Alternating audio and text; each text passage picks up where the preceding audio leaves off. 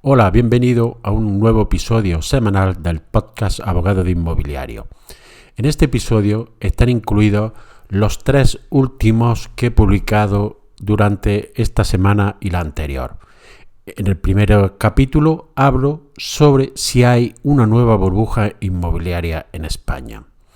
El segundo lo titulo Mala praxis y me refiero a tanto mala praxis legislativa como mala praxis que me he encontrado últimamente en las actuaciones de algunas inmobiliarias. Y por último cierro el capítulo con un episodio dedicado a un año de la ley de vivienda. Espero que lo disfrutes.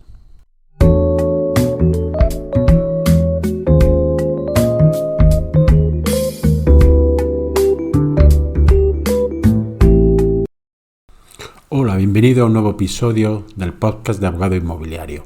En el día de hoy te voy a hablar de una cuestión que se está planteando últimamente tanto entre la gente como en los medios de comunicación.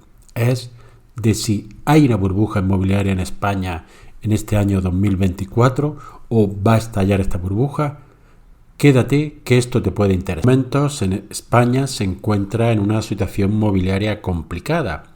Hay que recordar, lo que pasa es que a veces somos de memoria corta, que en el año 2008 sufrimos una grave crisis que ha tardado casi, o por lo menos 10 años en recuperarse.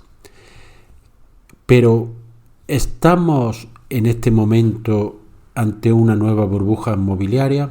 Es decir, la constante subida de precios que estamos observando en los últimos años y el desequilibrio tan grande que hay entre oferta y la demanda puede hacer que se aumente la especulación y que lleguemos a una crisis a final de este año o el año próximo.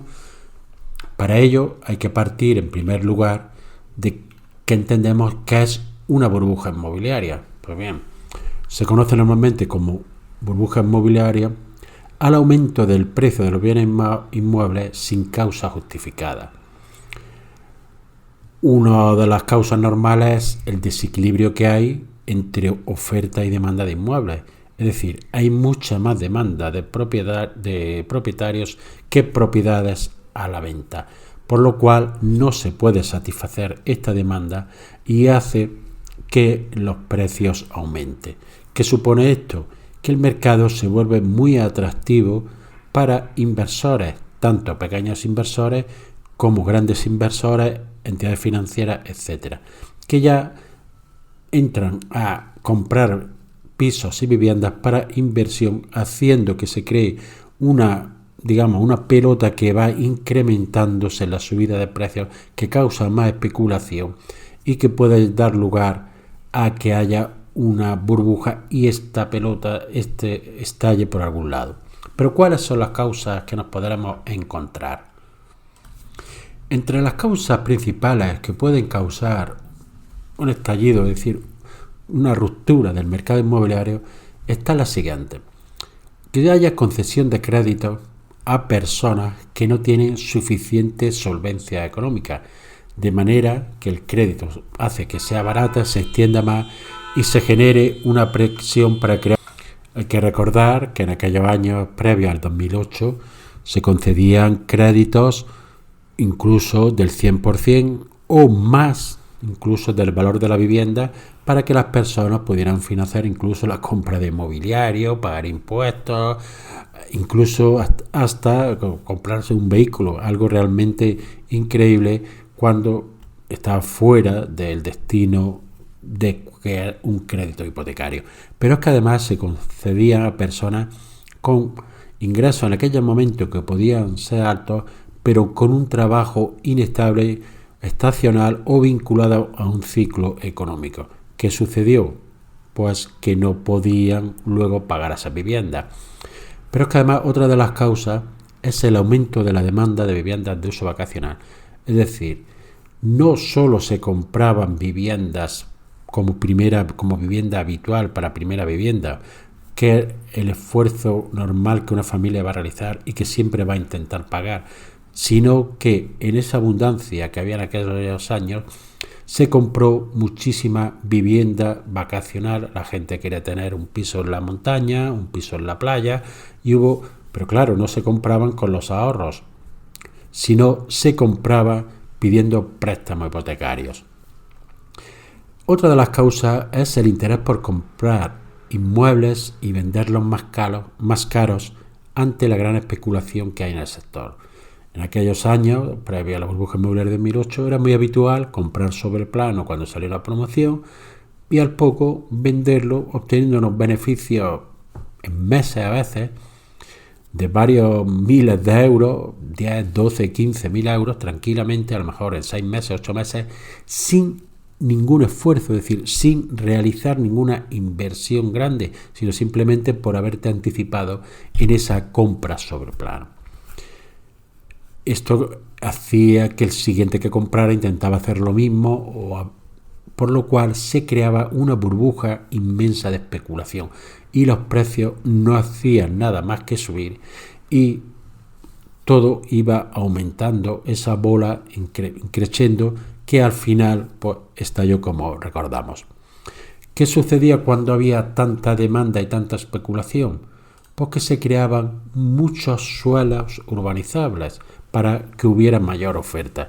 Es decir, recordar que muchos ayuntamientos, incluso ayuntamientos pequeños, pues creaban ayuntamientos de 500, de 1000, 2000 personas, pues creaban suelo urbanizable para crear 200 viviendas de golpe, otras creaban zonas para urbanizaciones que triplicaban la población de la localidad. En todos los sitios hubo una gran creación de suelo urbanizable porque una expansión desmesurada del suelo para crear esa oferta. ¿Qué sucedió? ¿Qué sucede cuando estamos dentro de algunas causas que dan la burbuja? Pues que hubo desarrollo de inmuebles que no atienden a las necesidades de la población y por tanto se invirtió dinero que luego cuando estalló no se puede recuperar. ¿Cuántas obras se quedaron en estructura? ¿Cuántas urbanizaciones en los afueras y otras radios de poblaciones se han quedado sin realizar, con obras de urbanización, con obras de estructura? Hace poco estuve dándome un paseo en mi moto y pasé por una zona donde habría pues, 10, 15 edificios que no se han terminado, que no se llegaron a vender en una zona que se preveía que iba a ser una zona de lujo en la expansión de afuera en la provincia, en la localidad de Granada. Evidentemente, cuando todos estos cúmulos de circunstancias se van produciendo, la situación es cada vez más insostenible. ¿Qué sucede? Que la burbuja estalla. Evidentemente no se produce ni en 6, ni en 10 meses, ni en un año, sino es el aumento progresivo de causas y de hechos que hace que en varios años se crea y se infle tanto la burbuja que llega a estallar. Muchas veces lo que necesita es una chispa, algo que la haga explotar. En el año 2008 fue la crisis de los bancos estadounidenses que habían vinculado muchos activos a hipotecas de dudoso cobro. Eso arrastró a bancos españoles, hubo un arrastre en cadena que afectó al empleo, luego hubo créditos que no se pudieron pagar de forma masiva, los bancos se convirtieron en los mayores propietarios del país, causó muchos embargos, familias que perdieron su vivienda, etcétera, etcétera. ¿Qué hizo eso? Que igual que había subido, cayó en picado la situación con un exceso de inmuebles, con una gran cantidad de créditos impagados y una situación realmente complicada que se dio. Pero lo que se plantea mucha gente es de si actualmente estamos en esa situación. Es decir, porque no se ve razonable la subida de precios que ha habido en la vivienda en los últimos 3 años. Algunos años más, pero sobre todo en los últimos 3. Y en algunas zonas donde la vivienda está realmente a unos precios realmente muy altos. Puede ser Barcelona, Madrid, Valencia, Alicante, Málaga, que ha superado ya los precios incluso de la burbuja. Para haceros una idea, hace unos meses un cliente mío me quería que le asesorara sobre la compra de una vivienda, quería vivienda nueva en la provincia de Málaga Y en la zona que va de Málaga, digamos, hacia el oeste, es decir, hacia la zona de Torremolinos, Marbella, etcétera, etcétera, la vivienda nueva estaba un piso de 90 metros, cualquier piso de 90 metros, ¿sí?, por encima de los 600.000 euros.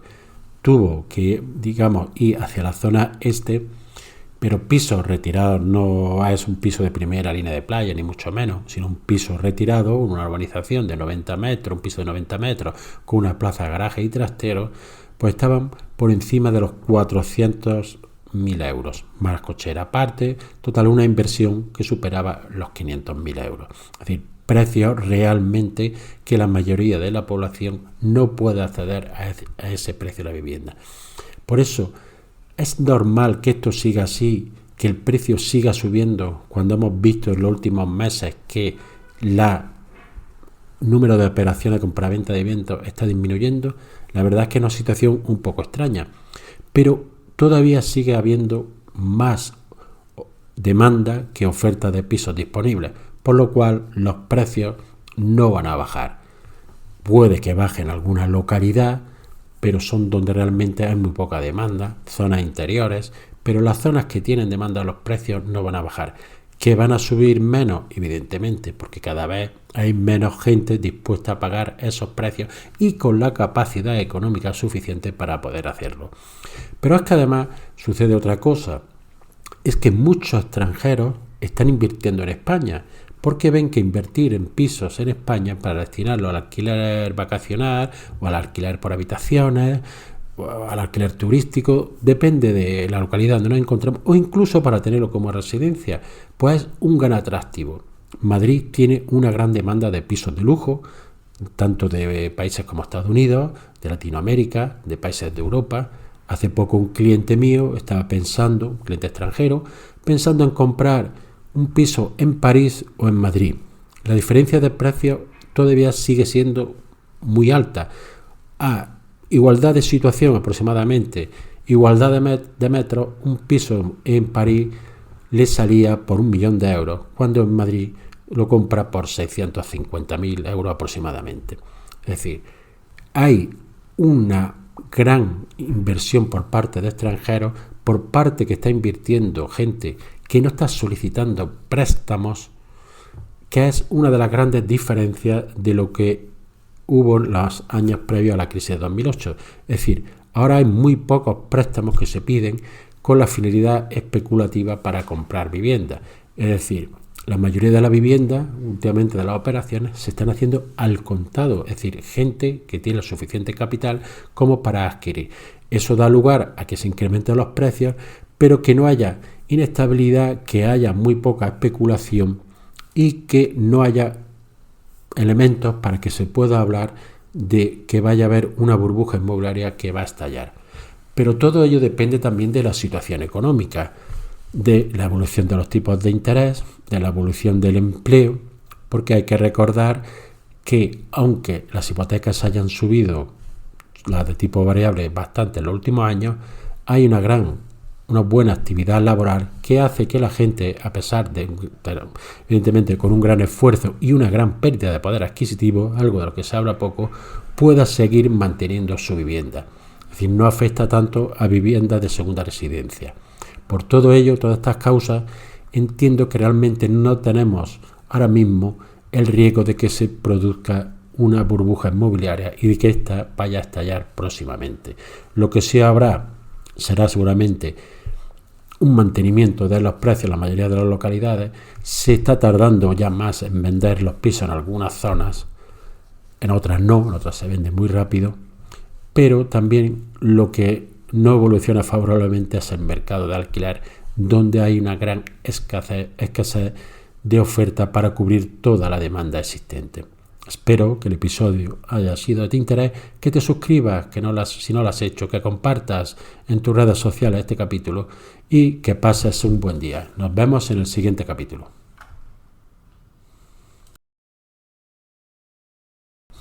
Hola, bienvenido a un nuevo episodio del podcast de Abogado Inmobiliario. En el día de hoy, que lo he titulado Mala Praxis, te voy a hablar de realmente tres, pero dos apartados distintos. Uno, relativo a la mala praxis legislativa y otra a la mala práctica de algunas inmobiliarias. Quédate, que esto te puede interesar. El primero de los aspectos me refiero a la mala praxis legislativa por el uso excesivo y abusivo que el legislador está haciendo de la figura del decreto ley. No solo el gobierno estatal, sino también el gobiernos autonómicos dictan esta figura, por lo cual el Ejecutivo hace la norma y luego la convalida en los respectivos parlamentos. Pero según el artículo 86 de la Constitución, el decreto ley solo se debe de utilizar en casos de extraordinaria y urgente necesidad. Y continúa diciendo este artículo que el Gobierno podrá dictar disposiciones legislativas provisionales que tomarán la forma de decretos leyes y que no podrán afectar al ordenamiento de las instituciones básicas del Estado, a los derechos, deberes y libertades de los ciudadanos regulados en el título primero de la Constitución, al régimen de las comunidades autónomas o al derecho electoral general. Los decretos leyes deben ser inmediatamente sometidos a debate y votación de la totalidad al Congreso, convocado al efecto si no estuviera reunido, en el plazo de 30 días siguientes a su promulgación. Y el Congreso habrá de pronunciarse expresamente dentro de dicho plazo sobre su convalidación o derogación, para lo cual el reglamento establecerá un procedimiento especial y sumario. Esta norma de la Constitución está recogida en la mayoría de los estatutos de autonomía para regular esta figura del decreto ley. ¿Por qué lo traigo a colación hoy? Pues por un motivo muy simple. Ayer salió la noticia de que la Diputación Permanente del Parlamento de Cataluña ha rechazado convalidar el decreto ley que aprobó la Generalitat el 24 de abril de 2024, que regulaba el alquiler de temporada y el de habitaciones en las zonas calificadas de vivienda tensionada. Pues bien, esta Diputación Permanente, que la integran 23 diputados, es el órgano que garantiza la actividad parlamentaria en los periodos entre legislaturas. Este decreto, como recordáis en un episodio anterior, regulaba los arrendamientos temporales y el alquiler de habitaciones en zonas declaradas de mercado residencial tensionado, donde se aplica desde marzo la contención de precios del alquiler. Los precios de las zonas declaradas tensionadas solo se están aplicando en Cataluña y en ninguna comunidad autónoma que ha tomado esta medida que se aprobó por la Ley de Vivienda. Y esta norma lo que hacía era, por un lado, definir qué se considera alquiler temporal y obligaba a que en los contratos conste la causa o finalidad de arrendamiento al uso que será de la vivienda.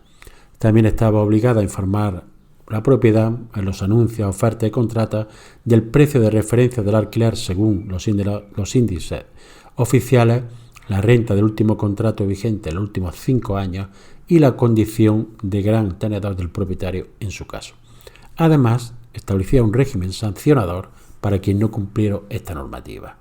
También introdujo este decreto ley un nuevo artículo en la Ley de Vivienda de Cataluña del año 2007 que establecía que los arrendamientos suscritos por motivos profesionales, laborales, de estudios, para recibir asistencia médica o en momentos de transición hasta acceder a una vivienda habitual, se consideraran arrendamientos ordinarios de vivienda, con independencia de su duración, sujetos a la Ley de Arrendamiento Urbano y, en el caso de Cataluña, si están ubicados en zonas tensionadas, al control de renta. Este decreto también regulaba la renta máxima del alquiler de habitaciones, al establecer que el alquiler de todos los elementos de la vivienda no puede superar el precio máximo fijado por la ley para el alquiler de la vivienda completa. Pues bien, todas estas medidas que había previsto el gobierno catalán no han sido aprobadas, por lo cual quedan sin efecto. Hay que decir que no es la primera vez que sucede esto al gobierno. A principio de año también pasó con un decreto ley en tema laboral.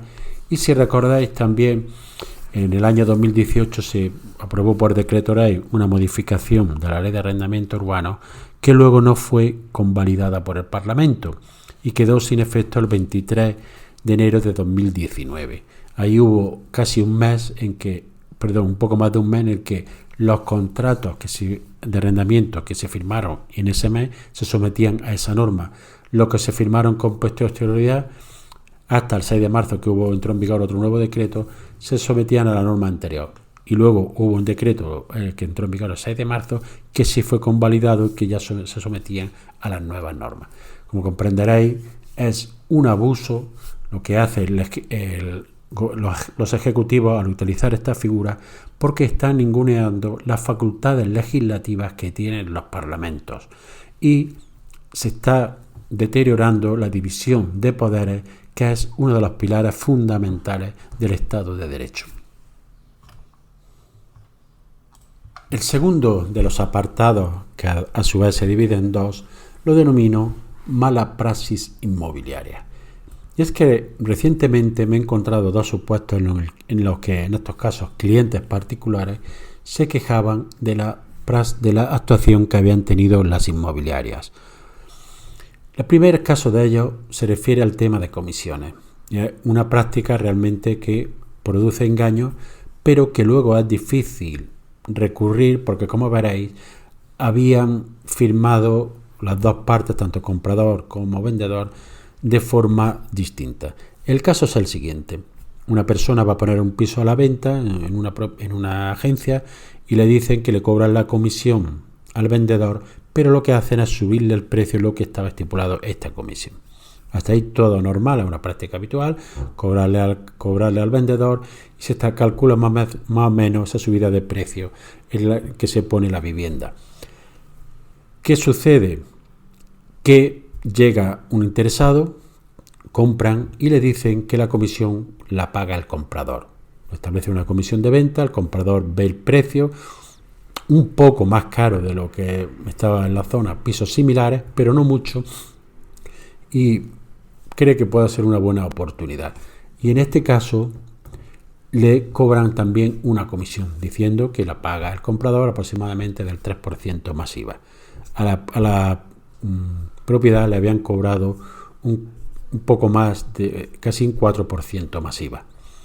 ¿Qué sucede en este caso? El problema no es lo que se cobra desde mi punto de vista. Si lo estableces de forma clara y transparente, no hay problema decirle que cobra un porcentaje al vendedor y otro al comprador, que en este caso desde mi punto de vista también me parece excesivo, porque supone casi en la totalidad un 7% del precio de venta, algo que realmente para lo que supone una operación de compra-venta de una vivienda, en este caso por un valor no muy alto, pues me parece desde mi criterio un poco excesivo, y que está dando lugar a que mucha gente desconfíe de las inmobiliarias porque están cobrando precios excesivos, muchas de ellas por servicios que no está justificado el importe de tal. El tema es que luego hacen, para que las partes no tengan conocimiento de esto, que no se vean hasta la firma de notaría. Y ahí, en ese momento, es cuando descubre, una vez que ya han firmado la escritura y hablando las partes, que le han cobrado comisión a ambos. Es decir, se quedan sorprendidos porque al hablar entre ellos ya le habían dicho que uno pagaba la comisión al otro, que se metía en el precio, y se quedan realmente sorprendidos y ya comprenden la mala actuación que ha realizado la inmobiliaria. Como digo, el tema no es cobrarle a uno o a otro, cada uno es libre de poner sus honorarios, de explicarlo, pero sí hacerlo de forma transparente y no hacer que las partes no se vean hasta la firma de notaría. Por ejemplo, habían citado para la firma del contrato de arras que se había llevado a cabo, realizado hace unos meses, a las partes de forma separada en su agencia, para que no se conocieran entre ellas y pudieran descubrir o sospechar de alguna actuación irregular por parte de la inmobiliaria. El segundo de las cuestiones sobre mala praxis inmobiliaria es similar, pero es distinto. Es sobre la gestión que realizan con el cliente. Es un caso similar y en este caso hacen lo mismo. No ponen en contacto a la parte compradora con la vendedora. Es decir, una parte vendedora va a poner a la venta un inmueble que necesita, en este caso, de una realización de una escritura de obra nueva de la edificación que existía sobre un solar, y a su vez tienen un interesado que lo quiere comprar, le explican este problema, cosa normal, que dice que hasta que no se vaya a vender, que la parte vendedora no iba a hacer la escritura de obra nueva. Vale, el interesado que la quiere comprar acepta este caso dice que no tiene problema en esperarse unos meses, pero le hacen firmar un contrato de arras. Esta persona firma un contrato de arras, entrega una cantidad, 10-12.000 euros, no recuerdo exactamente, que se deposita en la cuenta de la inmobiliaria. Práctica que a mí personalmente no me gusta, porque yo creo que se debe justificar siempre el pago en la cuenta del propietario. Pero algunas inmobiliarias tienen esta práctica de actuar como intermediarias y otras incluso llegan a cobrar la comisión directamente sin transferirle la totalidad del dinero al vendedor. En este caso, el problema es que hubo un problema con esa tramitación de esta escritura de obra nueva y la inmobiliaria no se lo comentaba a la otra parte, decía que estaba tardando, que era normal, porque tienen que hacer la escritura, proyecto, total. Cuando realmente fue una mala praxis, una mala diligencia por parte de la inmobiliaria, que retrasó las cosas, que presentó las cosas mal en el registro, lo que hizo retrasarle. Pero lo que me refiero siempre no es a que esta persona quizás no actuara de mala fe. Sí hubo una actuación irregular en que a una parte le hizo firmar contrato de arras y la otra parte estuvo más de casi 6 meses sin firmarlo, no dándole copia a la parte que la ha firmado, diciendo que estaban a la espera, que eran 3 personas que tienen que firmarlo. Total, el problema es la falta de transparencia y de información que hay en muchos casos tras estas actuaciones.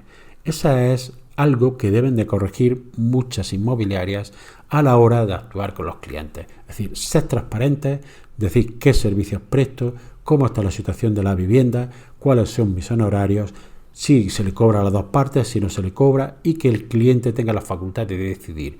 Si está contento con esta inmobiliaria, evidentemente la comisión que pacte será hecha de forma clara, la pagará gustosamente porque ha recibido un buen servicio.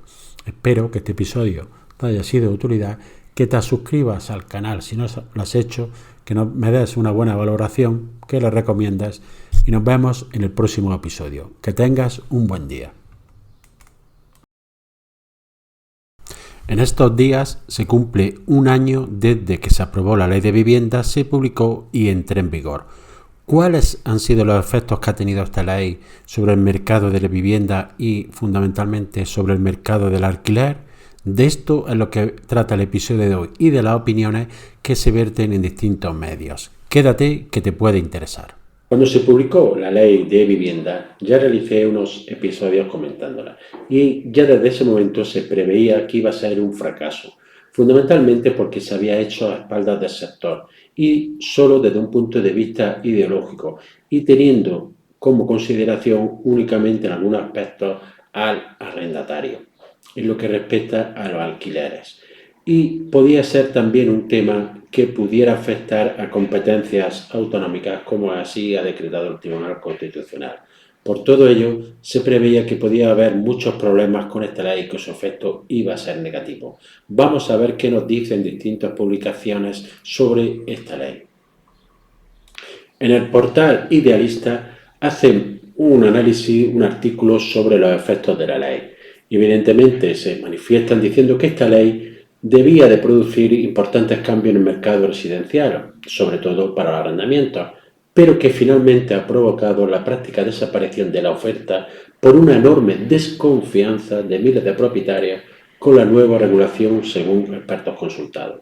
Es decir, que algunos clientes que tengo yo, inmobiliarias, ya se están cuestionando la viabilidad de gestionar alquileres de vivienda habitual. Por otro lado, algunos expertos manifiestan que la principal consecuencia de la ley de vivienda ha sido que todo el sector inmobiliario ha gastado demasiado tiempo pronunciándose sobre sus efectos perniciosos y tratando de convencer al gobierno de la necesidad de su modificación e incluso derogación. Según dice este portal, muchos profesionales del sector y también el Banco de España, los efectos de esta ley, incluso sin su aplicación en muchos de sus artículos, han sido muy negativos, al incrementar los riesgos de los propietarios, la inseguridad frente a acciones vandálicas y la ocupación, y al señalarles como los culpables de un problema que no han creado. Ha demostrado esta ley desde el primer año que sigue levantando ampollas, generando todavía más dudas e incertidumbre entre propietarios e inquilinos, lo que ha supuesto que la oferta de vivienda de alquiler esté decayendo frente al aumento de otro tipo de arrendamientos, como los temporales o por habitaciones que se han quedado fuera de la regulación de esta ley de vivienda. Respecto a este último, he de decir que hace poco la Generalitat de Cataluña aprobó un decreto ley para regular estos arrendamientos y aplicarle muchas de las normas que se aplica a la vivienda habitual. Pues bien, este decreto ley no ha sido convalidado por el Parlamento de Cataluña y no ha entrado en vigor. Según este portal, uno de los efectos que ha tenido la ley es la reducción de la oferta de alquileres permanentes, que dependiendo de las zonas va desde un 15% hasta un 30%. ¿Qué consecuencia tiene esto? Pues que hay una gran reducción de oferta y por ende, cuando hay menos oferta, se incrementan los precios. Es decir, en casi todas las zonas se ha incrementado la renta. Además, hay una inquietud de los propietarios hacia otras formas de alquiler más flexibles y menos intervenidas, como los alquileres de temporada, alquileres de habitaciones, incluso, aunque esto cada vez está limitándose más, convertirlas en viviendas turísticas. Según comenta este portal, este idealista, una de las normas que se veía, uno de los efectos que quería esta norma aplicar era la declaración de zonas de mercado tensionado, es decir, zonas donde el precio iba a estar limitado, con una serie de características, etc. Esta declaración de estas zonas solo se ha producido en Cataluña. ¿Y qué ha sucedido? Pues que ha disminuido considerablemente la oferta. Es decir, todo este control que se realiza sobre los propietarios y beneficiando solo en muchos casos al inquilino, pues ha hecho que los propietarios quieran eludir esta aplicación de zona de mercado residencial tensionado y se vayan a otras formas de alquiler. El gobierno catalán, como he comentado, ha intentado extenderlo la norma a esta, pero no ha sido aprobado en Parlamento. ¿Qué sucede? Pues que ha habido una disminución de la oferta y por ende un incremento de los precios. Continúa diciendo este portal que los expertos destacan que la consecuencia de la ley de vivienda no solo afecta a Cataluña, que es donde en mayor medida se ha aplicado, sino que se extiende a toda España ante la falta de seguridad en el mercado y la responsabilidad impuesta a los propietarios de no perjudicar a los inquilinos. Es decir, estas medidas tomadas por el Gobierno de limitación del incremento de la renta frente al IPC, de extensión de la medida populista y temporal, de prohibir los desahucios de colectivos vulnerables. ¿Qué ha supuesto todo ello? Que ha venido a profundizar en mayor medida una sensación de inseguridad jurídica y de hostilidad hacia la inversión privada, que no augura una evolución favorable de este mercado. El fenómeno de esta altísima demanda y poca oferta en el mercado es más patente en las grandes capitales, sobre todo Madrid, Barcelona, Málaga, Valencia.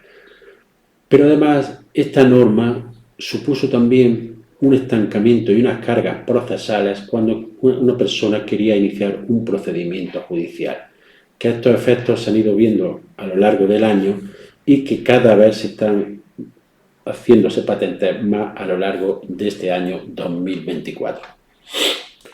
En el diario 5 días, al examinar los efectos de la ley de vivienda en el sector inmobiliario, la visión es muy parecida a la que tienen casi todos los medios. Es decir, ha supuesto una gran tendencia alcista que no tiene reducción, es decir, los precios no paran de subir fundamentalmente por la reducción de la oferta que hay. Y destacan también en este periódico la influencia que ha tenido en el ámbito judicial. Es decir, no se conocen las estadísticas todavía del Poder Judicial, pero ha habido un gran retraso en los procedimientos judiciales, lo que conlleva a una inseguridad jurídica que es transmitida y conocida por los propietarios que hacen que huyan del alquiler de vivienda habitual. Según manifiesta este periódico, el único efecto real de la Ley 12/2023, un año después de su entrada en vigor, es el de haber creado un colapso administrativo previo en la tutela de los derechos de naturaleza inmobiliaria de forma previa al colapso judicial que con mucha seguridad vendrá después. Embotellamiento que conllevará de manera lógica una contracción del mercado con incremento de precios por ausencia de oferta y mantenimiento de la demanda. Exactamente lo que ha pasado este año, pero que prevén que será de forma más virulenta. Manifiesta este diario que la ley a la vivienda es una norma injusta desde el plano procesal, opinión que comparto totalmente, pero sobre todo es una ley inútil. Una norma que no va a facilitar el acceso a la vivienda, que no proporciona seguridad jurídica, es decir, al contrario la deteriora, y que solo opera como desincentivo para una inversión exterior y nacional que no comprende que el legislador penalice la tenencia de bienes o la legítima recuperación de aquellos que han sido ilícitamente sustraídos. Continúa este periódico manifestando que hace falta ser valiente, anuar consenso de todos los operadores y principalmente orientar la política de vivienda desde el estímulo al mercado por vía de la política fiscal y la protección rápida y eficaz de los derechos. Si no se hace así, prevé este periódico que en mayo de 2025 sea demasiado tarde y el acceso a la vivienda en condiciones de dignidad solo será una quimera irrealizable. El deseo imaginario de muchos, pero eso solo un deseo. Estas opiniones de que la ley de vivienda ha tenido un efecto pernicioso, sobre todo porque no ha conseguido disminuir los precios del alquiler, sino además todo lo contrario, que siguen subiendo y que ha llevado en contra que haya una disminución muy clara de la oferta, se refleja en todos los periódicos de ámbito nacional, pero además es que en los periódicos más regionales también así se ve reflejado. Los podemos ver en los periódicos de Andalucía, los podemos ver en diarios de Aragón, como el Heraldo de Aragón, en periódicos de Canarias, etcétera. En todos se destaca la misma finalidad, es decir, la información que dan es de que esta ley ha sido totalmente inútil y que ha supuesto una reducción de la vivienda en alquiler destinada al alquiler de vivienda habitual, que se ha derivado hacia otro tipo de alquiler, que muchas se ha retirado el alquiler y se ha puesto en venta y que no ha supuesto en ningún caso que se pueda frenar los precios del alquiler, ni en la zona donde se va a aplicar el tema de zona residencial tensionada, que por ahora solo se está aplicando en Cataluña, que ya se prevé también por la mayoría de los operadores que tendrá un efecto negativo, pero que habrá que ver a lo largo de este año en que ha comenzado la aplicación de este criterio. Por último, comentar que el Tribunal Constitucional se ha pronunciado sobre el recurso que planteó la Junta de Andalucía por su Consejo de Gobierno sobre la constitucionalidad de determinados artículos de la ley. Es decir, el Tribunal Constitucional ha reconocido que, partiendo del derecho a la vivienda como un derecho constitucional y de la competencia del Estado para determinar las condiciones básicas que garanticen la igualdad de los ciudadanos en el ejercicio de tal derecho. Por ello, ha desestimado la mayoría de las objeciones que había planteado la Junta en su recurso. Sin embargo, el Tribunal sí recoge que hay una invasión de las competencias autonómicas en materia de vivienda en algunos artículos de la ley y, por tanto, decreta la inconstitucionalidad de estos preceptos y su nulidad. Los motivos por los que declara inconstitucionales los dos preceptos de la ley por el derecho a la vivienda son los siguientes. Se refiere sobre todo al régimen de la vivienda protegida por su excesivo nivel de detalle y por establecer un régimen supletorio al de las comunidades autónomas, en una materia que es competencia exclusiva de estas. Y otro de los artículos que declara inconstitucional es el que determina la información a suministrar por los grandes tenedores. También lo declara inconstitucional porque se estima que esta regulación de la información mínima que se debe aportar en caso de declararse la zona de mercado residencial tensionado es excesiva, ya que corresponde a las comunidades autónomas la determinación de este aspecto. Es decir, la mayoría de los aspectos los declara constitucionales y solo algunos así relativos a la vivienda protegida y a las competencias que se tiene sobre las mismas son los que ha declarado inconstitucionales. Como conclusión, he de decir que comparto lo que dicen la mayoría o casi la totalidad de la prensa y de los medios jurídicos, en la que realmente destacan que la ley de vivienda ha tenido todo el efecto contrario del que se preveía cuando fue promulgada. Critican que se haya hecho desde un punto de vista ideológico, que solo desde el punto de vista de una parte de la regulación de los contratos, y que no se tenga en consideración ni a todos los intervenientes en el sector inmobiliario, ni tampoco se tenga en consideración la seguridad jurídica que debe tener un propietario cuando quiere poner en alquiler su vivienda. También los impedimentos que realiza la ley, a los que ya de por sí había, para proceder a la recuperación de la posesión cuando se acude a medios judiciales. Espero que el episodio haya sido de tu interés, que te suscribas si no lo has hecho, que compartas el episodio y nos vemos en un próximo capítulo. Que tengas un buen día.